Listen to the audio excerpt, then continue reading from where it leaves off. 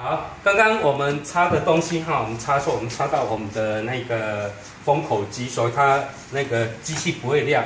我们现在把它插到这个我们的那个封口机插到我们的电源上面哈，好，插上去，然后我们看一下这个，我们刚刚之前就有开了啊，这个就是开关。我们把电源打开之后，它这里我们调到大概170啊180好了，好，那这一个灯亮的时候它才可以封啊，因为要温度够。那我们先等待它温度够的时候亮起来。好，这个温度的灯它亮起之后，就是我们设定的温度到180，它已经达到这个温度，那这时候就是可以开始封了。然后我们介绍这个地方有一个，这个叫封膜时间。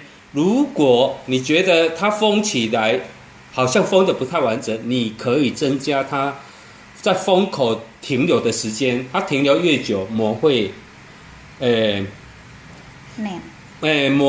膜比较容易连住啊。如果碰到这状况的时候，不然的话，通常我们转中间或转中间就好了。好，那现在我们先来测试封杯如何封杯哈。我们来看一下，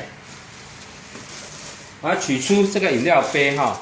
我们一定要用符合这个封口机用的。我们之前有用这种饮料杯。这种饮料杯是不是符合我们封口机用的？